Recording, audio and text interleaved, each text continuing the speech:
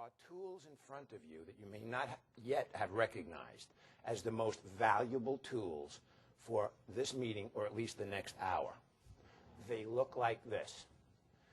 It's the pad that was kindly provided by the Rittenhouse, and it was the pen that was kindly provided by the Rittenhouse. And I'm going to ask you to take the pad right now and jot down at the upper right-hand corner today's date, which is November the 14th. I'm going to ask you at the conclusion of this meeting to have at least 10 actionable ideas. There are 16 lines on this sheet, by the way. I've counted them, so for the overachievers among you, feel free to go to 16, but at a minimum, have 10. I'm going to ask you at the conclusion of this meeting to circle one, and then we're going to announce what we are doing to our neighbor to our left or to our right, because I have found that in addition to making up our own minds about something, when we write down our thoughts, and then when we speak them out loud, they truly become actionable. And so the approach that we're going to take today is wholly entrepreneurial. Wholly entrepreneurial. I resigned all my securities licenses a little more than a month ago so I can focus on doing this, and I'm doing it with extraordinary advisors. Those are advisors whose tomorrow is greater than their yesterday. Those are advisors who spend time, money, and energy on making themselves better. Those are advisors who worry more about their clients than anything else. And so it's my pleasure today to talk to you. But I'm talking to you in the context of a crisis that many of us have never seen before, probably will never see again. And so let's focus there for just a minute. When there's a crisis, what do? Sometimes there's a reaction like deer in the headlights. Sometimes it's almost routine. Well, we should all be out calling our clients. But I'm going to suggest to you that at this point in time, there's something that should be done. There's a decision to be made between just get through it or proactivity.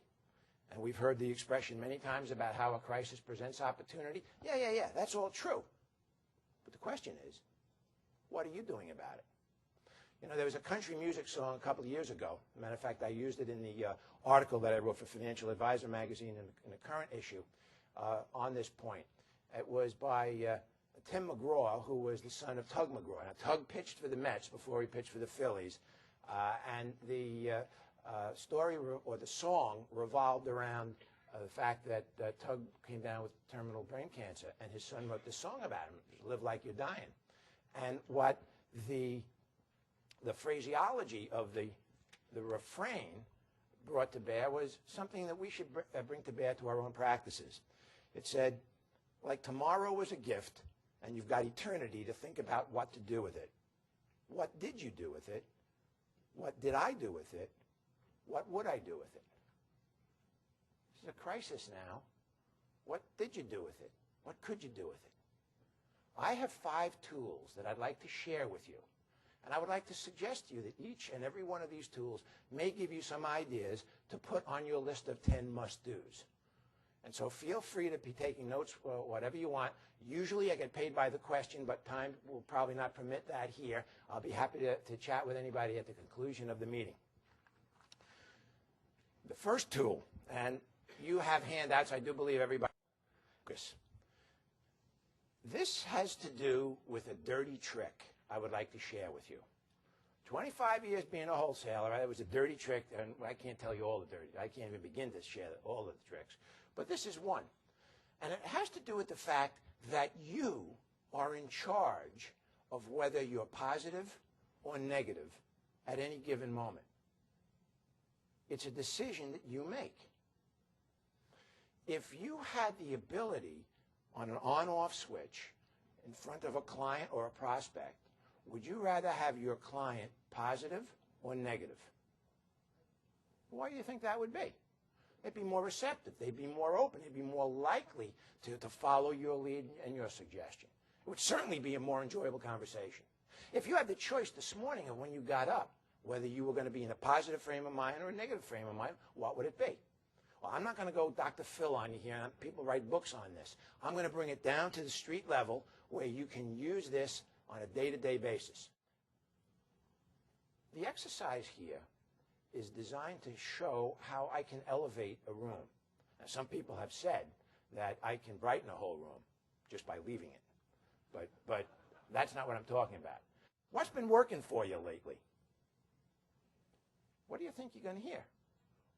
You're going to hear something positive. If a wholesaler or if another advisor comes in and you chat with them and at a cocktail party, the question becomes, tell me, what's been working for you? What's been positive? He's not asking you to bemoan the market. He's not asking you to hand wring. He's asking you to talk about something positive. And when you do that, your mind will go to the positive. And I'm going to suggest to you that on the initial stages of every client interaction, you figure out a way, use your creativity to get out of the starting blocks on a positive basis. It's an unfair advantage. It should increase your chances of success anywhere north of 10%. I have a question for you, please. I need to know if in this room there are any procrastinators. Take your time putting your hands up. But I have the power to cure you all of procrastination. And I'm going to do that right now. I don't have to tell you. How did you feel the time you actually got done the thing you were last procrastinating about? All right. Don't we need to do that? There will be a number of other things that you may think of you want to put on your list of top 10 things to do, but confidence is the single most important element. And it has never been under attack as it is now in this economic environment. It used to be in the old days that the big organizations would take care of our confidence. You know, it would be the employer would take care of you, the union would take care of you, even our churches or religious organizations would take care of you. But now, that's no longer the case. In the internet age, we're all responsible for our own confidence. And the only way to sharpen that confidence is to do things every day that, in your particular case, sharpens your confidence. Back in 1996, when my buddy George McAllister and I started with the Strategic Coach Program, we learned a lot about what Dan Sullivan calls unique ability. And it has to do with focusing on your own skills and what you do better than anybody else. And I want to chat with you for a couple minutes about this because, again, for the confidence reason and for growing our business reasons, it's going to become important. You see, your business a year from today will either be better or worse, higher or lower than it is today. It's not going to be the same. The determining factor is what it is that you do. You know, this is a lead, follow, or get out of the way environment. And I'm telling you, I'm not just politely suggesting, I'm telling you that it's necessary for you to take into your own hands those things that are going to control your future.